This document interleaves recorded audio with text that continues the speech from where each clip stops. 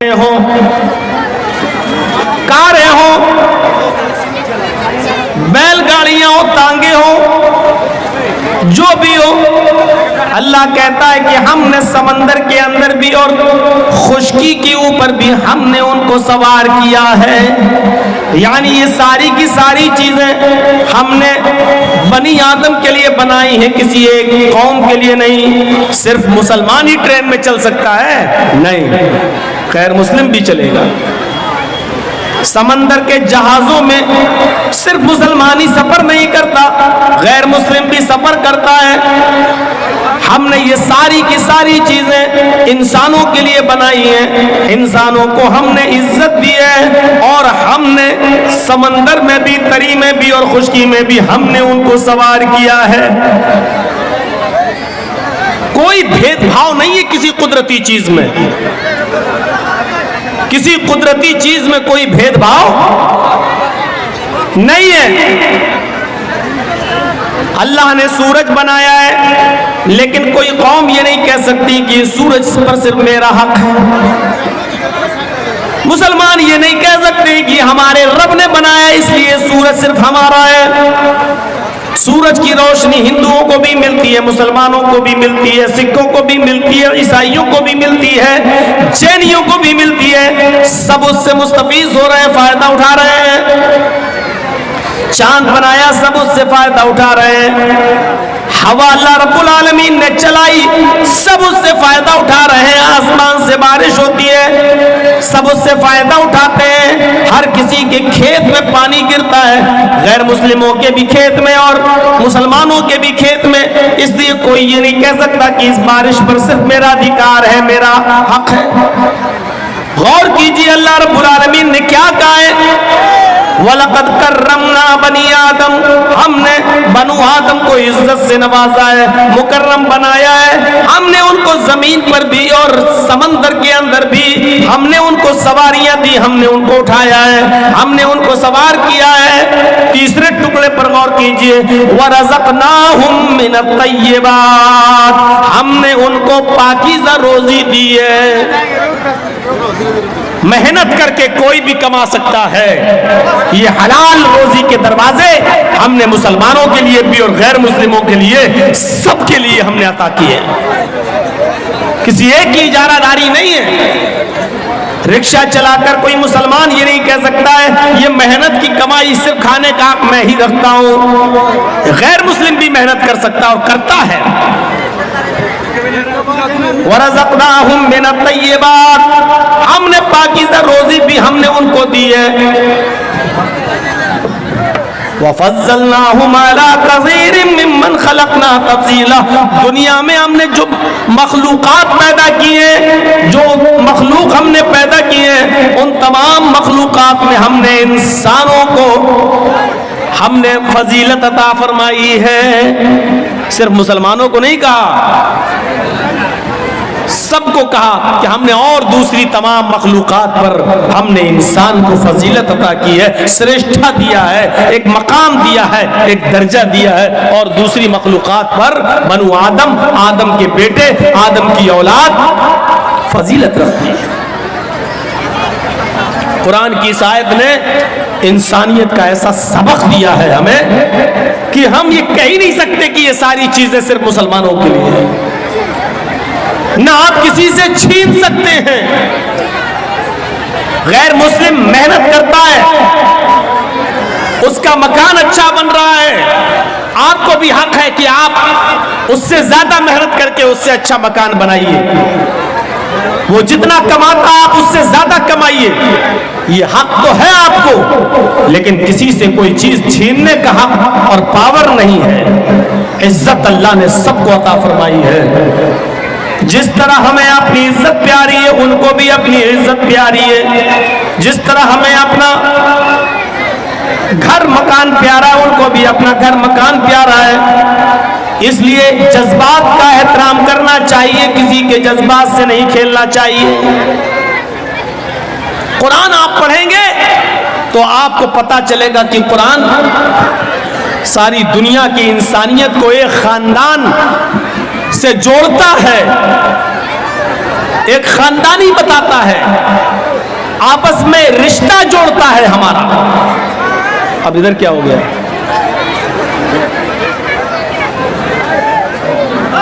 अरे आप लोग तो बैठिए, आप लोग बैठिए, आप लोग बैठिए।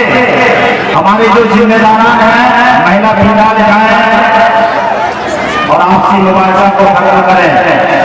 हमारे जो जिम्मेदार हैं वही जाएंगे भाई, एक्स्ट्रा आदमी नहीं जाएंगे उधर। आप लोग बैठिए, आप लोग बैठिए, आप लोग बैठिए।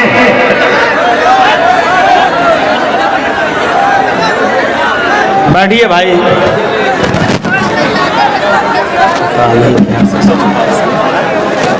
पता नहीं आप लोगों को किसने बताया था कि लेडीज का इंतजाम इतना पास कर देना। ये घर में अपने आदमियों की नहीं सुनती है तो जलसा सुनेंगी।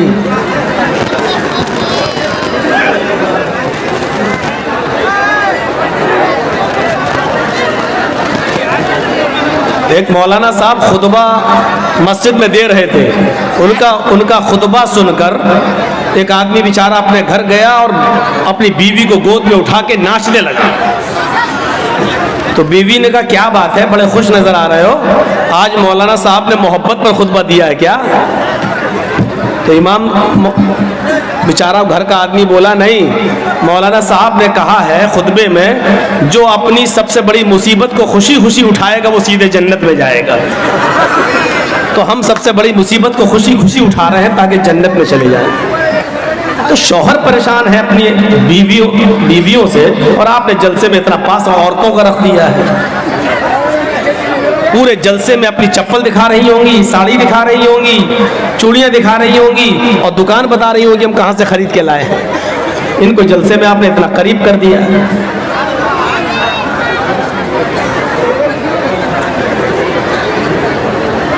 ए भैया, ये रास्ते में सब लोग बैठ जाते हैं ना, ये सबसे बड़ा गड़बड़ करते हैं।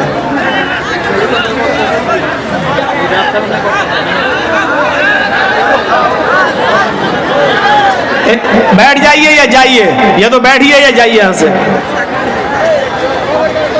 तो इंसानियत का एक सबक पढ़ाया है इस्लाम ने। कुरान की दूसरी आयत पेश करने जा रहा हूं आपके सामने। इस आयत को आप देखेंगे तो पता चलेगा कि पूरी दुनिया की इंसानियत को एक खानदान से जोड़ रहा है इस्लाम। या अय्युहन्नास इन्ना खलकनाकुम मिन ज़करिन व उन्सा व जअलनाकुम शुऊबन व क़बाइल लितारफू इन्ना अक्रमकुम इंदल्लाहि अत्क़ाकुम। इससे बड़ी इंसानियत कहां मिलेगी? दुनिया के सारे धर्म खाली हैं। वासुदेव कुटुंबकम् कहने वाले बहुत मिलेंगे, सारी दुनिया एक खानदान की तरह है। लेकिन देख लीजिए यूपी के चुनाव में और यूपी के इलेक्शन में जो अक्सरियत है वो अकलियत को इंसान मानती ही नहीं है।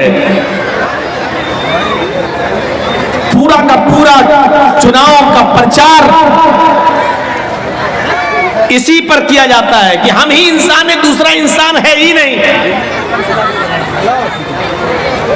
और धर्म ये कहता है कि सब एक खानदान की तरह है। इस्लाम ने सारी दुनिया के लोगों को कैसे जोड़ा? या अय्युहन्नास, है संपूर्ण जगत की मानव जाति, है सारी दुनिया के इंसानों, मुसलमानों नहीं, है सारी दुनिया के इंसानों। इन्ना खलकनाकुम मिन ज़करिन व उन्सा, हमने तुमको एक ही मर्द और एक ही औरत से पैदा किया है। हमने तुमको एक ही मर्द और एक ही औरत से जन्मा है।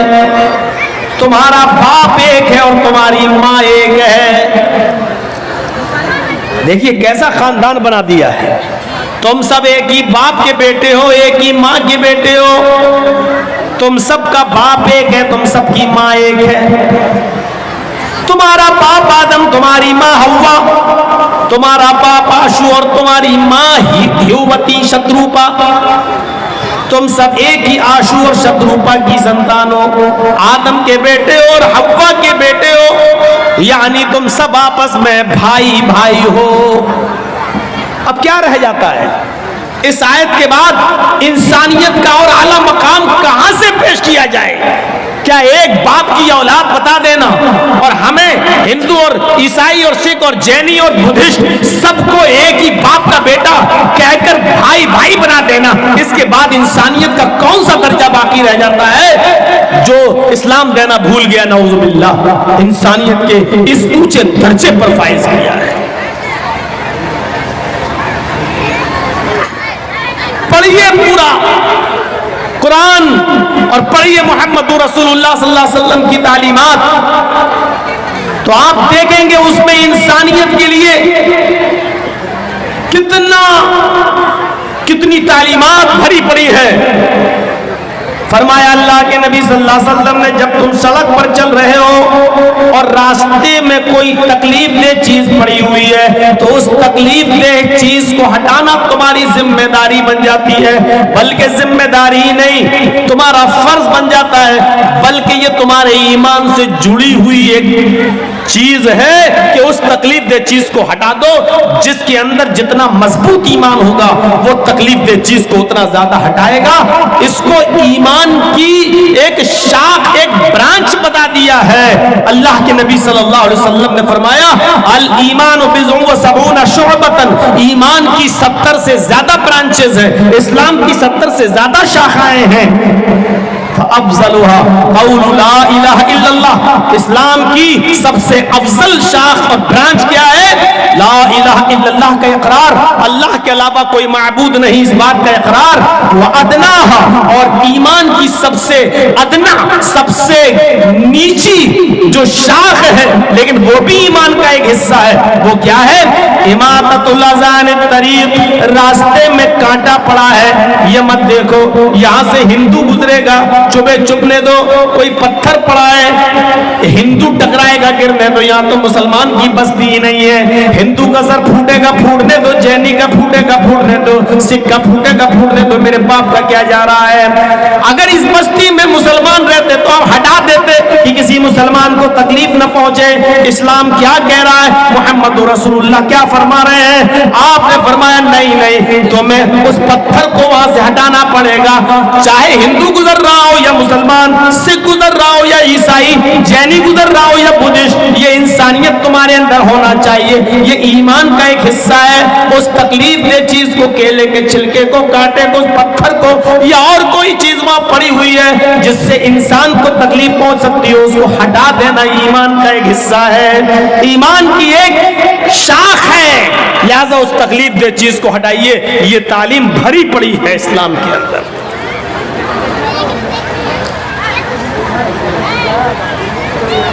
आपकी बस्ती में कोई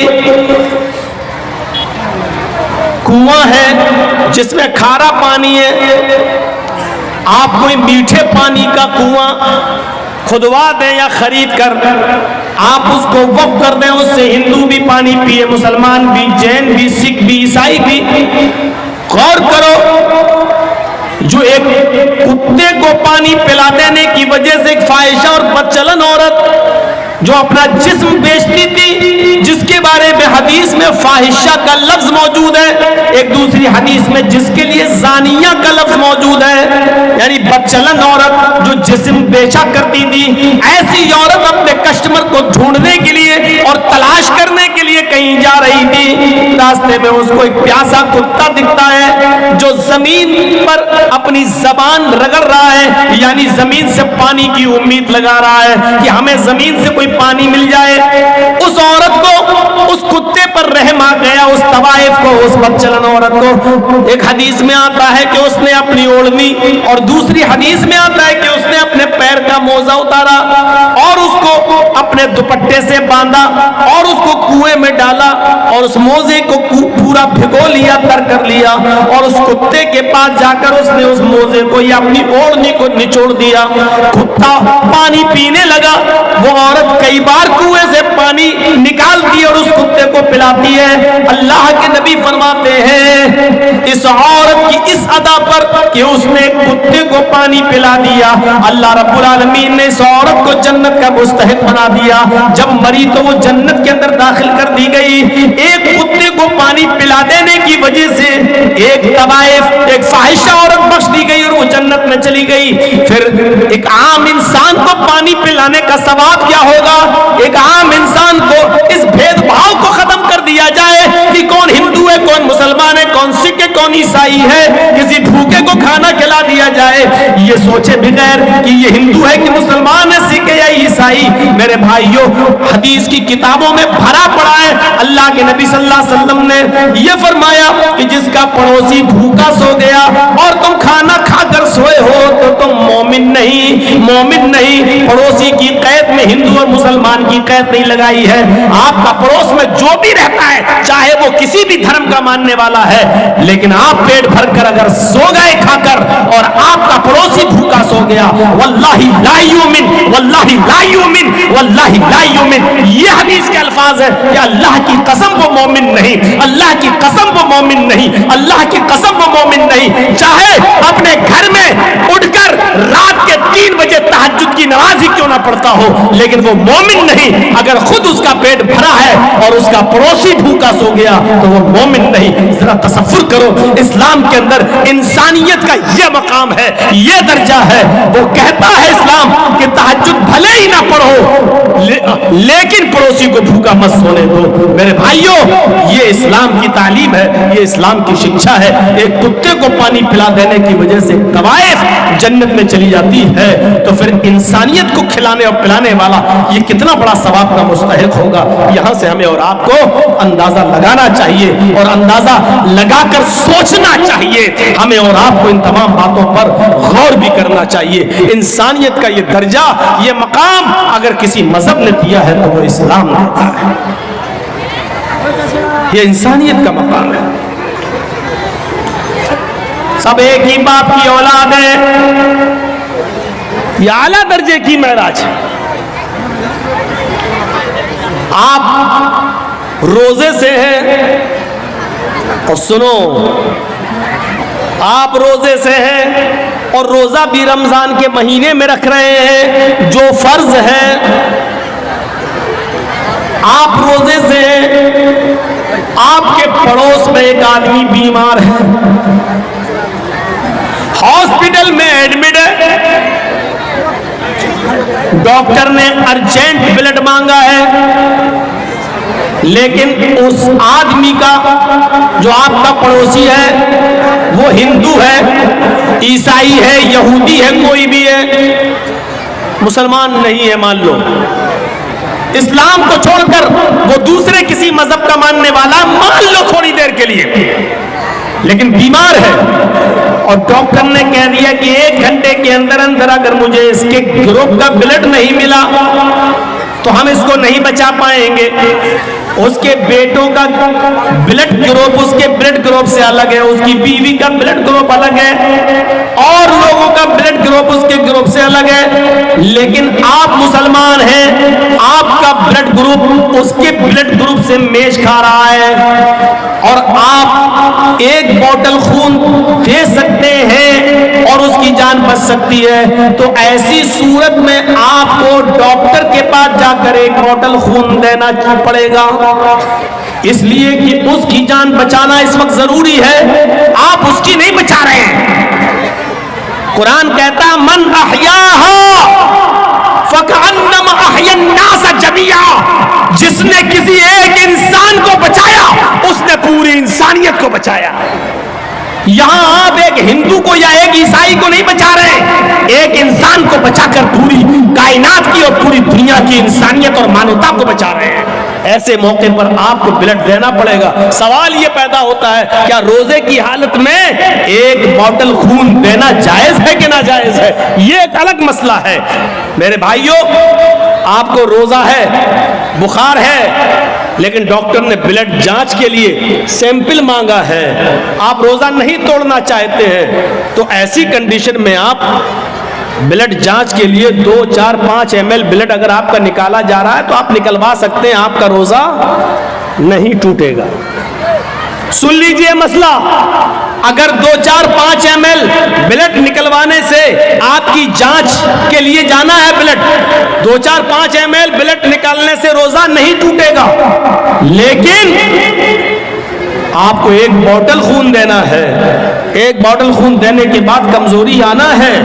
कमजोरी जब आती है तो ब्लड निकालने वाले आपके हाथ में पहले एक बॉल पकड़ा देते हैं ताकि खून का सर्कुलेशन बना रहे, और आप ऐसे ऐसे बॉल दबाते रहेंगे और ब्लड निकलता रहेगा। और ब्लड निकालने के बाद एक बोतल खून देने के बाद फिर आपको 2 बिस्किट, चाय या कोई जूस पिलाया जाता है। ये हर हॉस्पिटल का एक नियम है। लिहाजा ऐसी सूरत में आप रोजे से हैं तो आपका वो ब्लड लेगा नहीं, वो आपको कहेगा कि पहले आप रोजा तोड़िए, कुछ खाइए, क्योंकि ब्लड निकलने से आपको और कमजोरी पैदा हो जाएगी।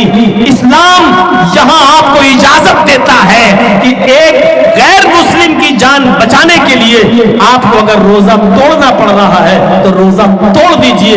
ये रोजे की कज़ा तो बाद में हो जाएगी, लेकिन अगर ये मर गया तो दोबारा जिंदा नहीं हो पाएगा। इसलिए इसको बचाना, रोजा रखने इस वक्त तोड़ देना बेहतर है, उसको बचाना ज्यादा जरूरी है। लिहाजा इस्लाम यहां आपको इजाजत देता है कि गैर मुस्लिम की जान बचाने के लिए रोजा तोड़ दो। इससे बड़ा दर्जा इंसानियत का और क्या होगा। वो सोचें जो मॉब लिंचिंग करके दरख्तों से बांधकर जय श्री राम के नारे लगवाकर जो एक इंसान की जान ले लेते हैं, वो सोचें कि वो किस धर्म के पासदार हैं और किस धर्म की रक्षा कर रहे हैं वो। और वो भी सोचें जो बिना किसी गलती के किसी को पकड़कर अल्लाहू अकबर का नारा लगाकर उसकी गर्दन को काट देते हैं और उड़ा देते हैं और समझते हैं कि हमने बहुत बड़ा जिहाद कर दिया है। वो सोचें कि इंसानियत का एहतराम तो ये इस्लाम ने पेश किया है कि रोजा तोड़ दो लेकिन दूसरे की जान बचा लो। अगर तुम्हारा ब्लड उसके ब्लड से मिल रहा है तो आप ब्लड दो और उस इंसान की जान बचाओ, इसलिए कि इंसानियत को आप बचा रहे हैं। एक इंसान को नहीं बल्कि सारी कायनात के इंसान को आप बचा रहे हैं। यह है इस्लाम का दर्स, यह है इस्लाम की तालीम, यह है इस्लाम की शिक्षा, यह है इस्लाम का मेरे भाइयों नजरिया। इससे बड़ी इंसानियत और क्या हो सकती है। एक और चीज पर गौर कीजिए आप। जाओ बेटा जाओ, जल्दी जाओ, आपकी बीवी इंतजार कर रही है घर पे। पहले बैठ जाएंगे फिर भागेंगे। किसी तरह थोड़ा सुकून होता है तो ये एक और नजरिए से सोचिए। इस्लाम ने इंसानियत देखी, इंसानियत इस्लाम ने इतनी बाउंडेशन लगा दी है कि कोई भी शख्स जब किसी औरत से शादी करे तो किसी भी कीमत पर किसी दूसरे के बच्चे को ही अपना नाम न दे दे। इस पर इतनी बाउंडेशन लगा दी है कि आप गौर कीजिए, अगर किसी वजह से आप अपनी बीवी को तलाक देते हैं और तीसरी तलाक जब दी जाती है तो तीसरी तलाक जब आप देंगे उसके बाद औरत की इद्दत शुरू हो जाएगी। उसके बाद से जैसी तीसरी तलाक दी वहीं से इद्दत शुरू। अब 3 महीने तक वो दूसरी शादी नहीं कर सकती है जब तक कि वो इद्दत पूरी न कर ले। गौर से सुनिएगा, इसको सुनेंगे तभी बात समझ में आएगी। 3 महीने तक उसको क्यों रोका गया? क्योंकि 3 महीने में हो सकता है कि जो आदमी तलाक दे रहा हो उसका कोई बच्चा इस औरत के पेट में हो। ऐसा ना हो कि तलाक के फौरन बाद शादी की अगर इजाजत दे दी जाए तो कहीं ऐसा ना हो कि दूसरे का बच्चा ये अपने पेट में रखे और किसी दूसरे मर्द से शादी कर ले और दूसरा मर्द इस बच्चे को अपना नाम दे दे, हालांकि ये उसका बच्चा नहीं है। इसलिए 3 महीने का हुक्म दिया कि वो इद्दत गुजारेगी। अगर किसी का शौहर मर गया तो औरत इद्दत गुजारेगी कितने दिन? 4 महीने 10 दिन। अगर किसी औरत का शौहर मगरिब से पहले इंतकाल किया है, मगरिब की अजान से पहले इंतकाल किया, तो वो दिन इद्दत में शामिल किया जाएगा, 1 दिन माना जाएगा। मान लीजिए आपके यहाँ 6 बजे मगरिब की अजान हो रही है और 5 बजे किसी का शौहर इंतकाल किया है, तो 5 बजे इंतकाल करने के बाद भी उसका पहला दिन माना जाएगा, क्योंकि अभी तारीख वही है, मगरिब के बाद तारीख चेंज होगी, मगरिब से पहले नहीं, वो पहला दिन माना जाएगा। यही अकीके में भी यही देखा जाएगा, 7वें दिन जो बच्चे का अकीका किया जाता है यहीं से देखा जाएगा। मान लीजिए आपका बच्चा जुमे के दिन मगरिब से पहले पैदा हुआ है, तो जुमे का दिन पहला दिन माना जाएगा। जुमा, शनिचर, इतवार, सोम, मंगल, बुध, जुमरात। अब अकीका कब होगा? जुमरात को। और अगर जुमे के दिन मगरिब के बाद बच्चा पैदा हुआ है, मगरिब के बाद, तो जुमे का दिन नहीं जोड़ा जाएगा, फिर शनिचर का दिन जोड़ा जाएगा। पहला दिन शनिचर, इतवार, सोमवार, मंगल, बुध, जुमरात, जुमा। अब अकीका कब होगा? जुमे के दिन होगा। इस बात को याद रखिएगा। और 7वां दिन कब पड़ेगा? जुमे का दिन। अगर जुमे को मगरिब के बाद बच्चा पैदा होता है तो अरबी में महीने की शुरुआत मगरिब के बाद से होती है। हम लोग चांद कब देखते हैं? मगरिब की अजान हो जाती है, नमाज के बाद देखते हैं। जब चांद हो गया तो वहीं से महीना शुरू, वहीं से तारीख शुरू, वहीं से एक तारीख हो गई, और वो दूसरे दिन मगरिब तक एक तारीख रहेगी। जो शबे कदर में आप रात जागते हैं तो कब जागते हैं? 20वां रोजा होता है, मगरिब के बाद 21वीं रात शुरू हो जाती है। आप 21वीं, 23वीं, 25वीं जो रात जागते हैं वो इसी हिसाब से जागते हैं। तो मेरे भाइयों, औरत अगर 5 बजे उसका शौहर खत्म हुआ है तो वो पहला दिन माना जाएगा औरत का, एक दिन। इसके बाद 4 महीने और 10 दिन। ये 4 महीने 10 दिन औरत की इद्दत के दिन क्यों शुमार किए गए आपको मालूम है? ताकि मरे हुए आदमी का हमल इस औरत के पेट में ना हो सकता है कि वो छिपा रही हो, हमल पेट में ना हो। 4 महीने 10 दिन की मुद्दत बहुत हो गई है। अगर उसके पेट में बच्चा होगा तो 4 महीने में इस औरत का पेट थोड़ा बहुत बाहर निकल आएगा, जिससे पता चल सकता है कि इसके पेट में फला आदमी का बच्चा है। अगर है तो जब तक बच्चा पैदा नहीं हो जाता तब तक उसकी इद्दत रहेगी, और अगर नहीं है तो 4 महीने 10 दिन के बाद ये औरत कहीं दूसरा निकाह करना चाहे तो कर सकती है, ताकि किसी दूसरे आदमी का, इस मरे हुए आदमी का बच्चा किसी दूसरे आदमी का नाम ना पा जाए। ये इस्लाम ने एक बाउंडेशन लगा दी है, बाउंडेशन बहुत सख्ती है इस मामले में। इस मामले में हाँ, खुला का मामला थोड़ा सा अलग है। एक चीज होती है, मर्द तलाक देना नहीं चाहता, औरत तलाक लेने पर मुसिर है, नहीं हमें तलाक चाहिए, हमें नहीं रहना है तेरे पास। मान लीजिए बहुत सा शराबी जुआरी आदमी है, औरत नहीं रहना चाहती है और आदमी उसको तलाक नहीं देना चाहता, नहीं हम नहीं देंगे, हम नहीं देंगे। ऐसी सूरत में औरत खुला लेती है। खुला ये होता है कि काजी को बिठाएगी या 4-5 आदमी को बिठाएगी और कहेगी कि मुझे इसके साथ नहीं रहना है, आप लोग गवाह रहिए, मैं खुला ले रही हूं, ये तलाक नहीं दे रहा है। लिहाजा वो काजी निकाह फिस्क कर देगा और वो औरत अब आजाद हो गई। आदमी चाहे तलाक दे या न दे, औरत खुला ले ली है, अब ये आजाद हो चुकी है, लेकिन इसके बावजूद उसको 1 पीरियड, एक हैज तक रुकना पड़ेगा। वो दूसरी शादी नहीं कर सकती है जब तक कि उसको एक पीरियड नहीं आ जाता है। एक पीरियड का मतलब उसको, औरत को जो हर महीने जो हर औरत को जो खून ब्लड आता है, एक पीरियड, जब तक वो पीरियड नहीं आ जाता तब तक वो दूसरा निकाह नहीं करेगी, और पीरियड आने के बाद फिर वो दूसरा निकाह कर सकती है। पीरियड आने का मतलब यह है कि वो हामिला नहीं है, यानी जिस आदमी से उसने खुला लिया है उसका बच्चा इसके पेट में नहीं पल रहा है। अब सोचिए इस्लाम ने कितनी बाउंडेशन लगाई है कि आपके पेट में पलने वाले बच्चे को उसके असली बाप का नाम मिले। वो बच्चा जब बाहर आए तो अपनी निस्बत अपने असली बाप की तरफ कर सके।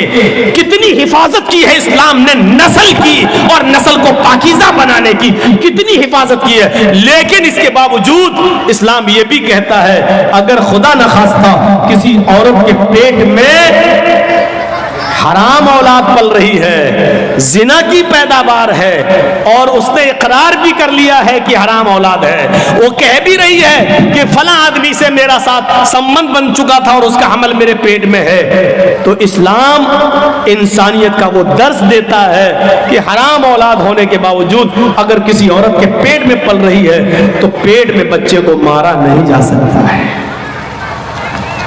अगर इस्लामी कानून कहीं है और जिनाकार की सजा पत्थरों से मार मार के मार डालना है। लेकिन अगर वहां यह पता चल जाए कि इस औरत के पेट में बच्चा है, अगरचे नाजायज है, अगरचे हराम है, तो इस्लामी मुल्क भी उस औरत को सजा नहीं दे सकता जब तक कि बच्चा पैदा ना हो जाए, क्योंकि गलती उसकी मां की है, उस बच्चे की नहीं जो पेट में पल रहा है। गौर कीजिए, इस्लाम हराम औलाद को भी मारने की इजाजत नहीं देता है। जो औरतें अपने पेट में हलाल बच्चों को गिरा देती हैं, उनको अपने बारे में सोचना चाहिए। कल कयामत के दिन ये बच्चा जिसको तुमने गिराया है अपने पेट से, कयामत के दिन ये बच्चा अपने माँ की पिस्तान और अपने माँ की छातियों से लटका हुआ आएगा। जा यौमल कयामती वो मुअल्लकुम बैन सदियहा, वो बच्चा कयामत के दिन इस हाल में आएगा कि मुअल्लकुम बैन सदियहा, अपने माँ की दोनों पिस्तान से लटका हुआ होगा, अपनी माँ की पिस्तान से दूध चूस रहा होगा। और अल्लाह कहेगा, आए इस माँ की पिस्तान से दूध चूसने वाले बच्चे, क्या तेरी कोई शिकायत है? क्या तू कुछ बोलना चाहता है? क्या तुझे अपने रब से कुछ कहना है? अल्लाह उसको जबान देगा। वो छोटा सा बच्चा जो अपने माँ की पिस्तान से दूध चूस रहा होगा, अपनी जबान हटाएगा, अपना मुंह हटाएगा, यकूल, और अल्लाह से शिकायत करेगा, या रब्बी हाज़िही उम्मी क़दलतनी, अल्लाह ये मेरी माँ है जिसका दूध मैं पी रहा हूँ, जिसकी पिस्तान से मैं लटका हुआ हूँ। अल्लाह ये मेरी माँ है जिसने दुनिया में मुझे मार डाला था। अल्लाह ये मेरी माँ है जिसने दुनिया में मुझे कत्ल कर दिया था। हाज़िही उम्मी क़तलतनी, अल्लाह ये मेरी माँ है जिसने दुनिया में मुझे मार डाला था। अल्लाह ये मेरी माँ है जिसने दुनिया में मुझे कत्ल कर डाला था। आय अल्लाह, ये दुनिया में मेरी ना हुई, तू इसका मत हो, इसको भी तू जहन्नम में फेंक दे। अल्लाह रब्बुल आलमीन फिर उस औरत को जिसने दुनिया में अपने बच्चे को का मर्डर किया, बिना किसी गलती के, बिना किसी परेशानी के, उसने ये सोच कर कि 3 लड़कियां पहले से, चौथा भी मेरी लड़की है, अल्ट्रासाउंड में चेक कराने के बाद पता चला लड़की है, नहीं नहीं हमें नहीं चाहिए, और एबॉर्शन करा दिया, गिरा दिया। कयामत के दिन इस औरत को जहन्नम में फेंक दिया जाएगा और वो बच्चा अपनी माँ को खुद जहन्नम में ले जाने का सबब बनेगा। नहीं अल्लाह, जिसने दुनिया में मुझे मार डाला था। इस्लाम तो हराम और नाजायज औलाद भी गिराने की इजाजत नहीं देता है। ये इंसानियत का एहतराम है, इंसानियत का एहतराम। इस्लाम में बहुत, जहां थोड़ा बहुत मसला हार्ड लगता है, वहीं आसानी भी पैदा होती है। मान लीजिए रमजान का महीना और 20 रोजे गुजर चुके हैं। आज कोई हिंदू है या कोई ईसाई मुसलमान हो रहा है और वो 20वें रोजे को मुसलमान हुआ, तो अब वो रोजा कब से रखेगा? रोजे तो पूरे महीने के फर्ज हैं, लेकिन कोई हिंदू या कोई ईसाई या कोई यहूदी 20वें रोजे को मुसलमान हो रहा है। 20 रोजे तक हिंदू था, ईसाई था, या यहूदी था, या जैनी था, बुद्धिस्ट था, 20 रोजे के बाद मुसलमान हो रहा है 20वें रोजे को, तो अब वो रोजा कब से रखेगा? आज मुसलमान हुआ है, तो अब जब मुसलमान हुआ तभी से तो रखेगा। अब सवाल ये पैदा होता है कि वो 20 रोजे जो इसके छूटे हैं वो पूरे करेगा या नहीं करेगा? तो साफ मसला है कि नहीं करेगा। क्यों नहीं करेगा? क्योंकि जब वो इस्लाम लाया है तब तक वो काफिर था, उस पर रोजा फर्ज था ही नहीं। आज वो इस्लाम लाया तो अब जितने रोजे हैं उतने वो रखेगा, बकिया रोजे वो नहीं रखेगा। इसलिए नहीं रखेगा क्योंकि उस वक्त उसके ऊपर रोजे फर्ज थे ही नहीं। कितने रोजे रखेगा? जितने बाकी हैं। एक चीज और सुन लीजिए, 20वें रोजे को इस्लाम लाया, लेकिन इस्लाम ला रहा 5 बजे शाम में और रोजा खुलता है 6 बजे। अब 5 बजे वो इस्लाम ला रहा है, तो इस्लाम जैसी वो 5 बजे लाया तो अब क्या करेगा? आज का रोजा क्या करेगा? तो 5 बजे इस्लाम लाता है तो 5 बजे ही से उसका रोजा शुरू हो गया, क्योंकि 5 बजे से पहले उसके ऊपर रोजा फर्ज था ही नहीं, क्योंकि वो काफिर था। जैसे इस्लाम लाया वैसे उस पर रोजा फर्ज हो गया, वैसे ही उसके ऊपर रोजा फर्ज हो गया।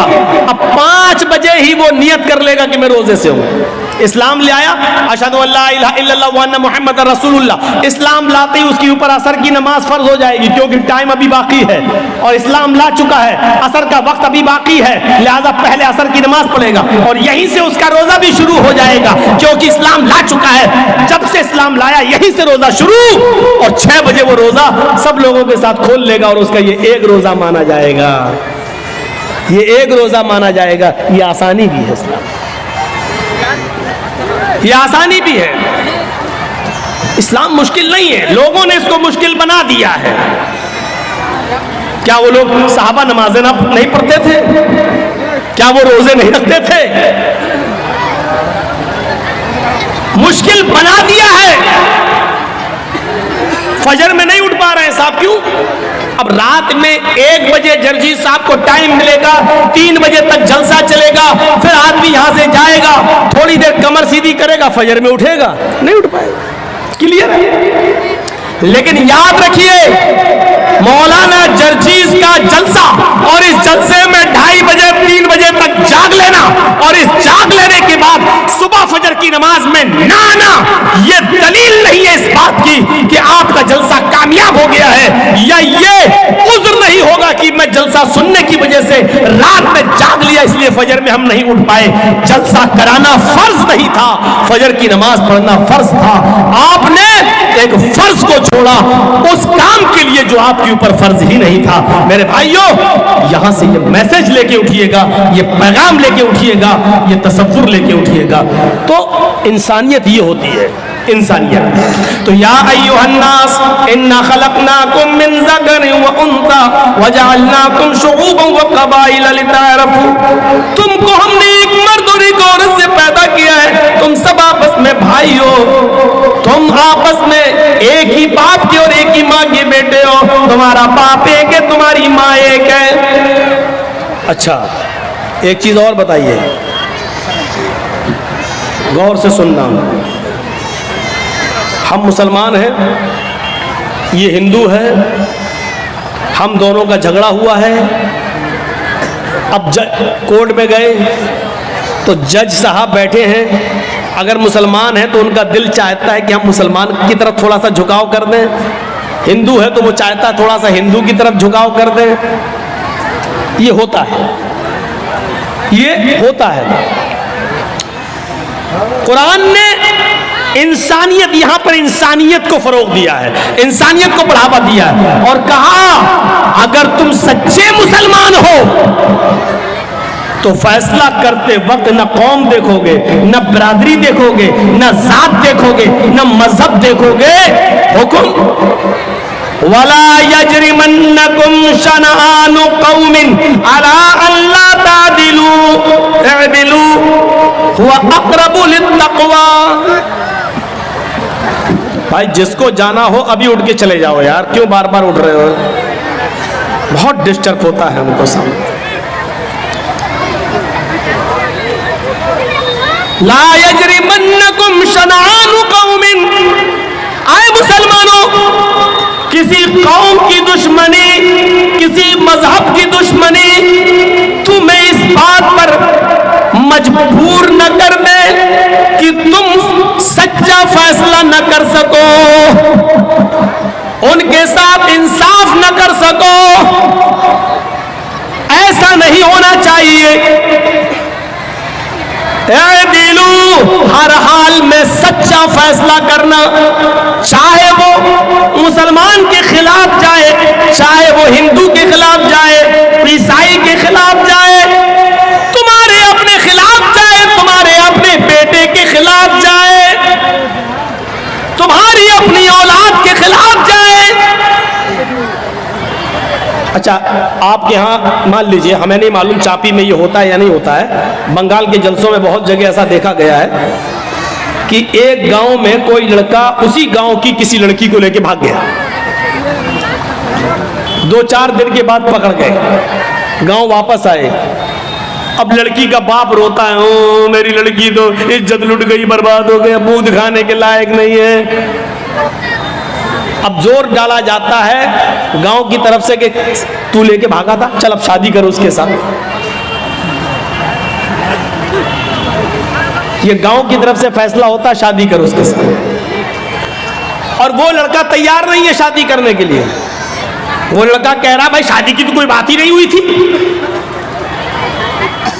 अब ये लड़की का बाप कह रहा है ये लड़का लेके भाग गया मेरी लड़की को। अब मेरी लड़की तो बदनाम हो गई, कुछ हुआ हो या ना हुआ हो, लेकिन बदनाम तो हम हो गए। कौन मेरी लड़की से शादी करेगा? लड़के का बाप ये कह रहा भाई दोनों बातें करते थे, मोबाइल पे लगे रहते थे रात रात भर, हम क्या करें? लड़का कह रहा हम शादी क्यों करें, शादी की कोई बात ही नहीं हुई है इससे हमारी। ठीक है हम भगा के ले गए तो तुम्हारे घर थोड़ी घुस के ले गए थे हम, फोन पे बात हुई फला जगह तुम आ जाओ, हम भी फला जगह चल रहे हैं, मोटरसाइकिल लेके आ जाएंगे। हम वहां मौजूद थे, ये आ गई, हम लेके भाग गए। अब गांव में जो सरपंच होते, मुखिया लोग, सुनो, अगर यहां पर भी ऐसा होता है तो सुन ले इस गांव का मुखिया और सरदार, कयामत के दिन तुम्हें भी गवाही देना पड़ेगी और अल्लाह के सामने तुम्हें भी जवाब देना पड़ेगा। अब क्या होता है, अच्छा ठीक है तू शादी नहीं करेगा, नहीं, अब उस लड़की का तो इज्जत खराब हो गई, हाँ तो क्या हुआ, चल 5 लाख रुपए जुर्माना देगा लड़का वाला लड़की को। अबे तेरे बाप का फैसला है? गांव के मुखिया, सरदार या सरपंच या पंचायत में जो लोग बैठकर ये फैसला करते हैं ये सब रॉन्ग है, कुरान और हदीस के खिलाफ फैसला कर रहे हैं। दुनिया में 5 लाख 4 लाख रुपए दिलवा सकते हो, लेकिन कयामत के दिन अपने आप को बचा नहीं सकते हो इस फैसले से। सवाल यह पैदा हुआ है कि लड़का भागा तो लड़की भी तो भागी, फिर जुर्माना सिर्फ लड़के पर क्यों आयद हो रहा है और लड़के का पैसा 4 लाख 5 लाख रुपए आप लड़की को और उसके बाप को दिला देते हैं? ये कहां की इंसानियत है? जबकि कुरान ये कह रहा है अज़्ज़ानियतु वज़्ज़ानी फजलिदू कुल्ल वाहिदतिन मिनहुमा मियता जल्दा।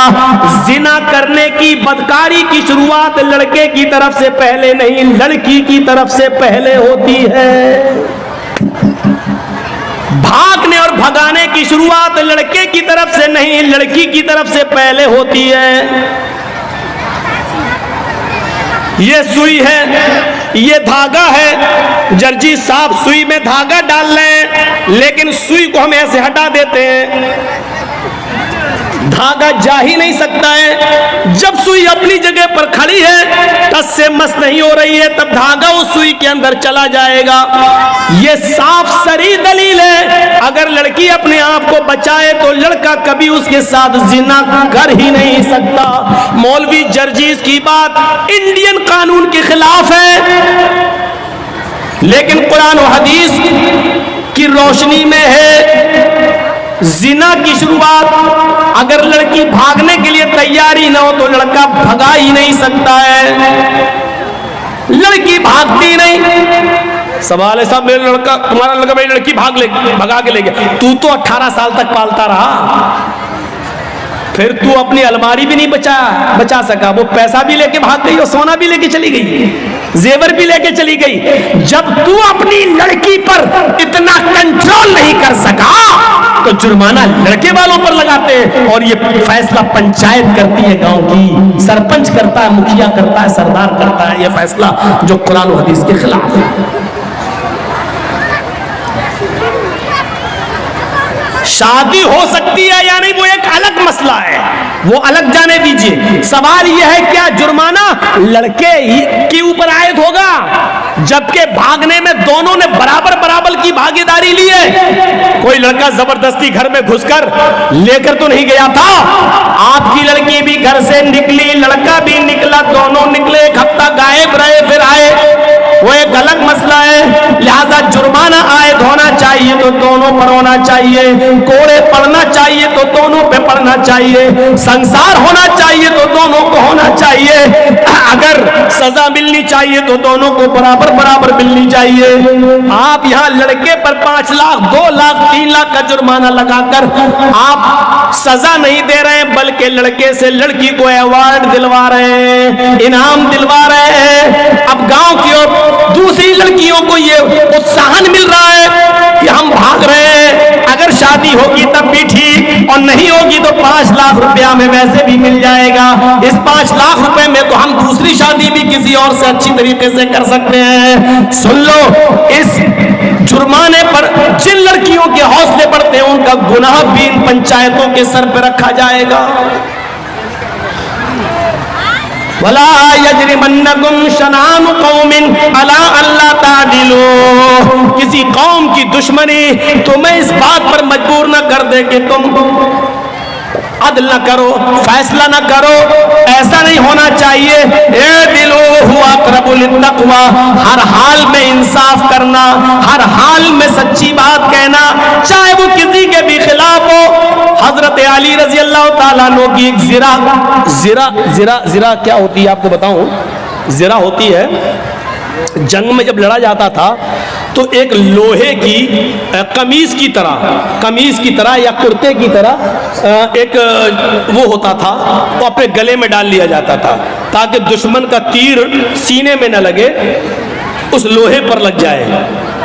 तीर आए, खंजर आए, तलवार आए तो वो लोहे पर लगे, तो उसको बोलते थे जिरा। तो जंग में जाते थे तो जिरा पहन लेते थे साहबा। हजरत अली की भी एक जिरा थी जो घर के बाहर रखी हुई थी। हजरत अली अंदर चले गए, जिरा बाहर रखी रही। जब घर से बाहर आए तो जिरा गायब हो गई। पानी है? ठीक है, चलो आज पी लेता हूं।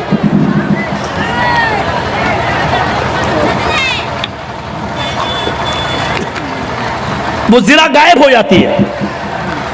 और सुनिए, 6 महीने के बाद वो जिरा एक यहूदी के पास नजर आती है। आहा, सुनते रहिए मेरे भाइयों, बड़ा जबरदस्त मसला। किसके पास? एक यहूदी के पास नजर आती है वो जिरा। हजरत अली ने उस यहूदी से कहा, ये जिरा मेरी है। और हजरत अली कौन है? अमीरुल मोमिनीन। अमीरुल मोमिनीन समझ रहे हो ना? उसको समझाने के लिए बोल दूं, चीफ मिनिस्टर। अमीरुल मोमिनीन है, पूरे इलाके के जिम्मेदार हैं। यहूदी से कहते हैं, यहूदी ये जिरा तो मेरी है, तेरे पास कहां से आई? उसने मुस्कुराते हुए कहा, अच्छा नियत खराब कर रहे हो मेरी जिरा पर, ये तो मेरे पास बहुत दिनों से है। हजरत अली ने कहा, तुम पंगा ले रहे हो, तुम्हें अच्छी तरीके से मालूम है कि ये जिरा मेरी है। उस यहूदी ने कहा, आप झूठ बोल रहे हैं। लीजिए, किससे कहा जा रहा है? हजरत अली से। आप झूठ बोल रहे हैं, ये जिरा आपकी नहीं मेरी है। हजरत अली ने कहा, मैं तुम्हारे खिलाफ मुकदमा दायर करूंगा अदालत में। चाहते तो चीफ मिनिस्टर थे, अपने लोगों को भेजकर वो जिरा ले सकते थे, लेकिन नहीं। यूपी के बाबा की तरह थोड़ी थे कि खुद अदालत बन गई। जिन लोगों ने नुकसान किया है और सरकारी संपत्तियों को तोड़ा है, फोड़ा है, उनके ऊपर जुर्माना लगा दिया। अरे जुर्माना अदालतें लगाती हैं, मुख्यमंत्री थोड़ी लगाता है। तब सुप्रीम कोर्ट ने जूता उतार के मारा खोपड़ी पर। अब बाल तो है नहीं, कहां लगा होगा वो जूता, अल्लाह बेहतर जाने। ऐसा जूता लगा, अकल ठिकाने आ गई, अकल ठिकाने। आप देख रहे हैं ना, जहां इस वक्त नेता लोग जा रहे हैं, कमल वाले, वह मार खा रहे हैं, भगाए जा रहे हैं। चौकीदार जहां जा रहा, भीड़ नहीं हो रही है। लेकिन जैसे ही 7वां चला आज खत्म हुआ, कुत्ते कैसे भौंकने लगे। कुत्ते, हम उनको कुत्ता कह रहे हैं जो हड्डियों पे पलते हैं। कुत्ते कैसे भौंक रहे हैं। आएगा तो बाबा ही 300 पार, 300 पार, 300 पार।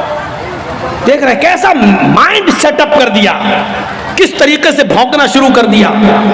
बड़ी गंदी सियासत हो चुकी है। इस वक्त धर्म एक तरफ है, इस वक्त बाबा भी ईमानदारी के साथ रामायण और गीता पे अमल करता हुआ सिर्फ धर्म के आधार पर भी अगर चल दे तो मेरे भाइयों, उसको कायदे से इस्तीफा दे देना चाहिए। अगर वाकई वो सच्चा हिंदू है तो, और हिंदू धर्म का सम्मान करता है तो उसको कायदे से इस्तीफा दे देना चाहिए, क्योंकि हिंदू धर्म बेईमानी नहीं सिखलाता है। हिंदू धर्म अदल इंसाफ की बात करता है। ये तो धर्म की आड़ में बहरूपिये बने बैठे हैं, बहरूपिये। ये धर्म की आड़ में लुटेरे बने बैठे हैं सब लोग। इस हिस्से को कोई भी यूट्यूब चैनल वाला देगा नहीं।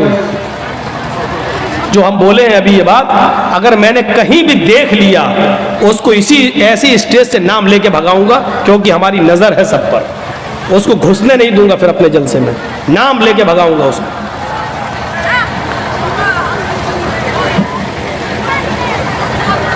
तो मैं अर्ज ये कर रहा था कि हजरत अली ने कहा मैं मुकदमा दायर करूंगा। उस यहूदी ने कहा कर दो मुकदमा, देखते हैं अदालत क्या फैसला करती है।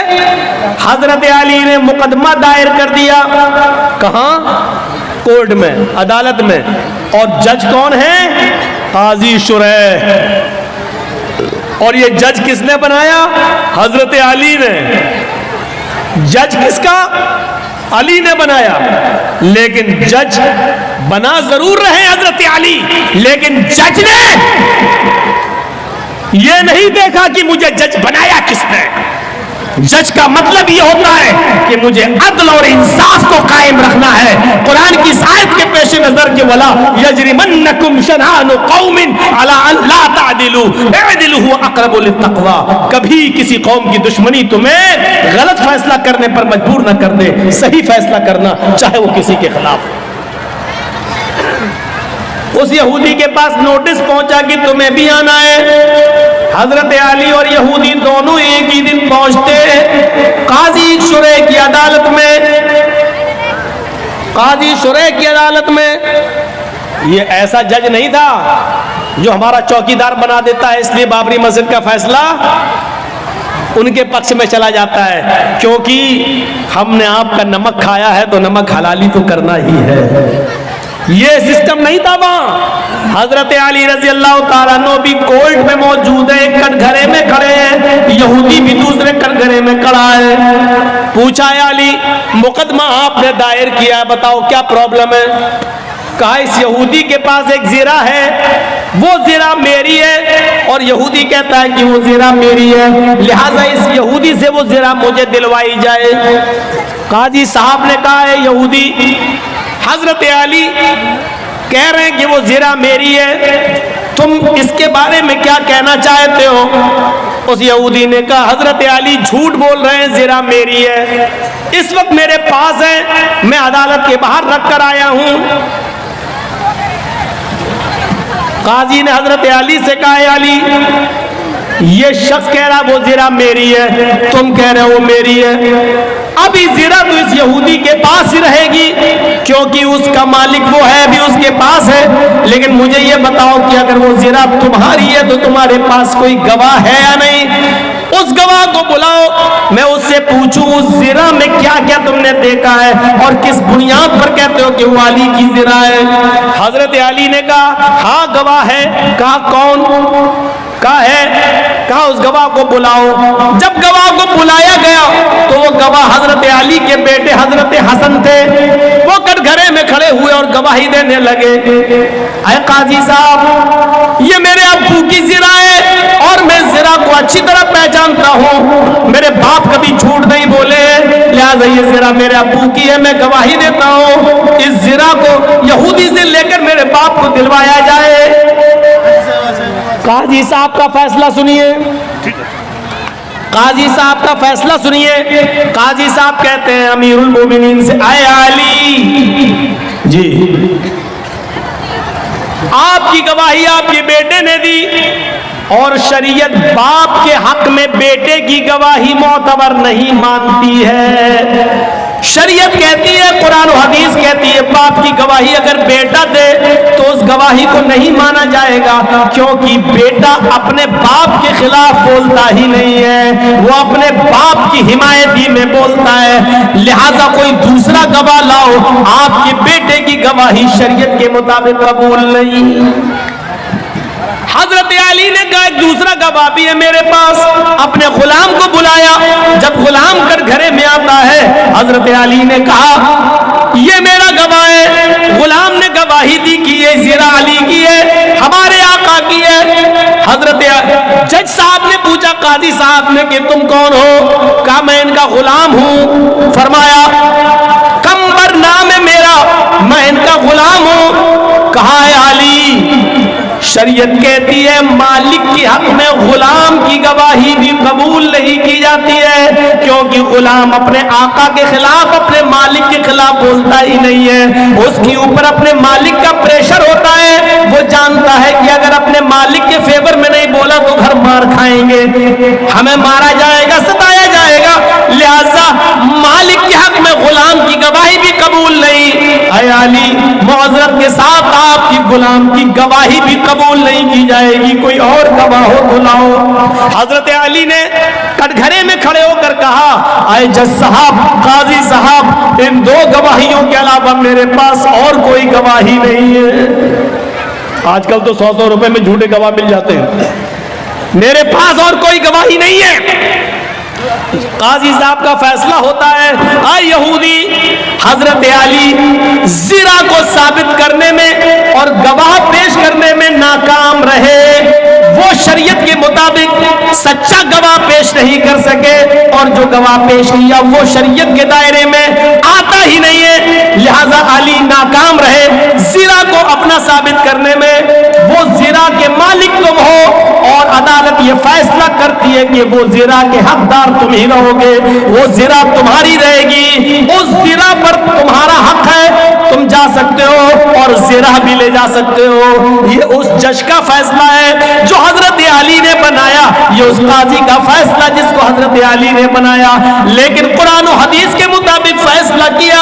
फैसला में अगरचे जिरा में हजरत अली ही की थी, जिरा हजरत अली ही की थी, लेकिन गवाह वगैरह न लाने में ऐसा हो जाता है कि फैसला यहूदी के हक में करना पड़ता है। यहूदी उस जिरा को उठाता है, कटघरे से बाहर निकलता है, कहता है जज साहब, आपके फैसले को सलाम करता हूं। आपने वही फैसला किया जो कुरान और हदीस में बताया गया, आपने वही फैसला किया जो मोहम्मद रसूलुल्लाह ने बताया, आपने वही फैसला किया। और मैं यही देखना चाहता था कि अमीरुल मोमिनीन अली के होते हुए मुझ पर जबर तो नहीं किया जाता, जुल्म तो नहीं किया जाता। आपकी अदालत में और अली ने यह साबित कर दिया है कि यहाँ पर जुल्म और ज्यादती का कोई शायबा भी नहीं पाया जाता है। अब मेरा फैसला सुन लीजिए जज साहब, काजी साहब, हजरत अली सच्चे, ये जिरा हजरत अली ही की है। ये दरवाजे के बाहर रखी हुई थी, कोई नहीं था, मैं इसको उठा लाया। 6 महीने तक मैंने इसको छिपाया, और एक दिन जानबूझकर 6 महीने के बाद मैं अली के सामने आ गया ताकि अली मेरी जिरा को देख ले, फिर देखे क्या रिएक्शन लेते हैं। फिर सारी प्रतिक्रिया अदालत के मुताबिक चलती है, और हमने देखा इस पूरे मामले में जुल्म और सितम नहीं होता है। लिहाजा ये जिरा अली की है, मैं अली को दे रहा हूं। और आज इस बात का इकरार भी करता हूं कि आपने कुरान और हदीस के मुताबिक सच्चा फैसला सुनाया। आज इस्लाम से मैं भी अपना रिश्ता जोड़ रहा हूं। अशहदु अल्ला इलाहा इल्लल्लाह व अशहदु अन्ना मुहम्मदन अब्दुहु व रसूलुहु, ये कलमा पढ़कर हजरत अली इस्लाम के सामने वो यहूदी इस्लाम ले आता है। यहां से आप अंदाजा लगाइए कि हजरत अली के खिलाफ फैसला हो रहा है। हजरत अली के खिलाफ फैसला हो रहा है तो किसी की दुश्मनी तुम्हें इस बात पर मजबूर न कर दे कि तुम उसके साथ नाइंसाफी करो। नाइंसाफी नहीं होनी चाहिए। अमर इब्न आस के लड़के ने मुल्क के शाम के अंदर एक यहूदी बच्चे को इस बात पर थप्पड़ मार दिया था।